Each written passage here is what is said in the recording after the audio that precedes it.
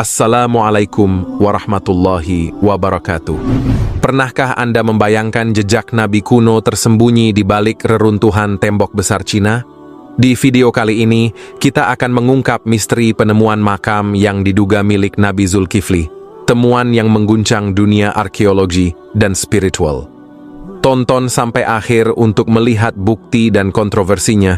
Tuliskan salawat untuk Nabi Muhammad Shallallahu Alaihi Wasallam di kolom komentar, dan jangan lupa untuk menyukai, membagikan, berlangganan, serta meninggalkan pendapat Anda di bawah. Selamat menyimak.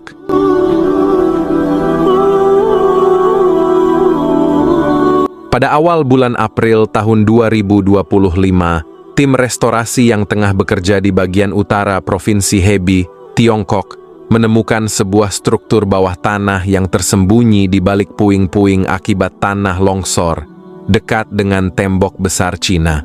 Di dalam lorong kuno yang ditemukan, terdapat sebuah ruangan kecil yang berisi sebuah nisan batu yang dihiasi dengan ukiran-ukiran dalam bahasa Arab kuno dan Ibrani. Ukiran tersebut mencantumkan nama Zulkifli beserta gelar kehormatan yang biasa diberikan kepada para nabi.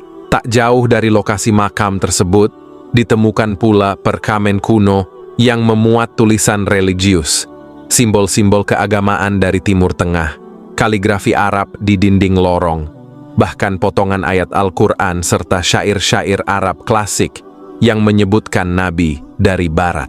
Berdasarkan temuan ini, banyak yang memperkirakan artefak-artefak tersebut berasal dari masa antara abad ke-6 sebelum Masehi hingga awal Masehi. Beberapa sejarawan dan arkeolog meyakini bahwa tempat ini bisa jadi merupakan makam seorang nabi.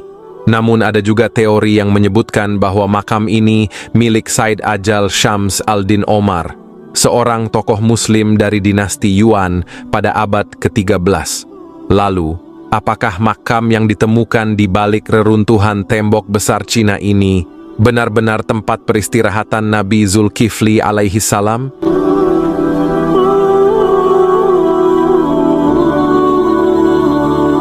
Temuan ini tentu memicu perdebatan besar dalam dunia arkeologi dan spiritual, sekaligus menimbulkan pertanyaan penting tentang jejak sejarah Nabi yang tidak terduga. Nabi Zulkifli alaihi salam disebutkan dalam dua ayat di dalam Al-Quran, surah Syad ayat 48 yang menyatakan, "Dan ingatlah akan Ismail, Ilyas, dan Zulkifli. Semua mereka adalah orang-orang yang paling baik." Ayat kedua ada dalam surah Al-Anbiya ayat 85 yang berbunyi, "Dan ingatlah kisah Ismail, Idris, dan Zulkifli. Semua mereka termasuk orang-orang yang sabar." Meskipun Al-Quran tidak menyebutkan secara tegas bahwa Zulkifli adalah seorang nabi, banyak ulama dan sejarawan yang menyimpulkan bahwa beliau adalah seorang nabi karena namanya disebutkan bersamaan dengan nabi-nabi lainnya. Menurut Imam Ibn Katsir, dalam tafsirnya disebutkan bahwa siapapun yang disebutkan dalam daftar nabi pasti adalah seorang nabi.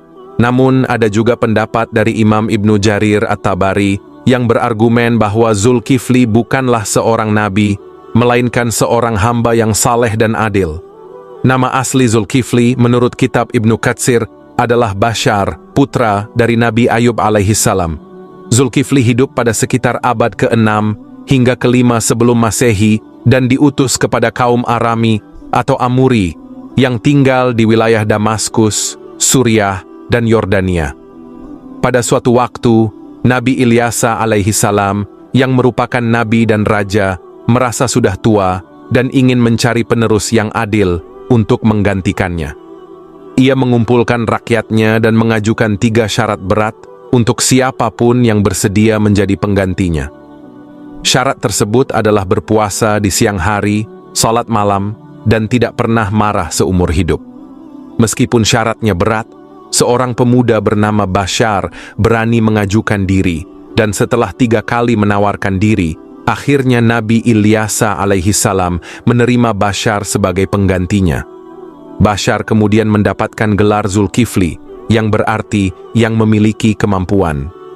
Nabi Zulkifli dikenal karena sifatnya yang sabar dan tidak pernah marah yang membuat iblis cemburu dan berusaha menggoyahkan keimanannya. Namun, setiap usaha iblis untuk menggoda Zulkifli selalu gagal. Dalam satu peristiwa, iblis menyamar sebagai seorang pria tua yang mengadu kepada Nabi Zulkifli hingga membuatnya melewatkan waktu istirahat. Meskipun sangat marah, Nabi Zulkifli tetap menahan amarahnya, dan akhirnya iblis pun mengakui kekalahannya.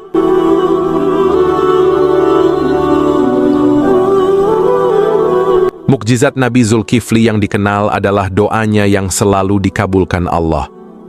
Ketika pemberontakan terjadi di kerajaannya dan sebagian rakyatnya takut berperang, Nabi Zulkifli berdoa agar Allah memberikan keselamatan kepada pasukannya. Allah pun mengabulkan doa tersebut, dan dalam pertempuran melawan pemberontak, tidak ada satupun pasukan Nabi Zulkifli yang gugur. Ada juga teori yang menyatakan bahwa Nabi Zulkifli mungkin memiliki kesamaan dengan Siddhartha Gautama, pendiri agama Buddha, karena kesabaran dan prinsip hidupnya yang mirip. Beberapa ulama juga berpendapat bahwa nama Kifli dalam Zulkifli berasal dari kata Kapilawu, tempat kelahiran Siddhartha Gautama. Namun, perbedaan mendasar antara Nabi Zulkifli dan Siddhartha Gautama adalah bahwa Nabi Zulkifli adalah seorang nabi yang menyampaikan ajaran tauhid, sementara Buddha lebih menekankan kebijaksanaan hidup. Meskipun banyak perbedaan dalam pandangan sejarah, Nabi Zulkifli dikenal sebagai sosok yang sangat sabar, taat kepada Allah, dan menegakkan keadilan. Menurut beberapa sumber sejarah, makam Nabi Zulkifli diyakini terletak di berbagai tempat, termasuk kota Al-Kifl, Irak, yang secara etimologis memiliki hubungan dengan nama Zulkifli. Situs makam ini telah menjadi tempat ziarah umat Islam, Yahudi, dan Kristen sejak abad pertengahan. Namun, mengenai makam yang ditemukan di balik reruntuhan tembok besar Cina, masih banyak pertanyaan yang menggantung. Apakah benar makam ini milik Nabi Zulkifli alaihi salam, ataukah makam tersebut milik tokoh lain seperti Sayyid Ajal Syams al-Din Omar? Sejauh ini, belum ada bukti konkret yang mengonfirmasi kebenaran dari temuan ini. Mari kita bersama-sama menggali lebih dalam dan mengeksplorasi misteri ini. Apakah kalian percaya bahwa makam yang ditemukan ini benar-benar milik Nabi Zulkifli, ataukah memiliki penjelasan lain? Tulis pendapat kalian di kolom komentar, dan mari kita diskusikan bersama. Terima kasih atas perhatian kalian. Wassalamualaikum warahmatullahi wabarakatuh.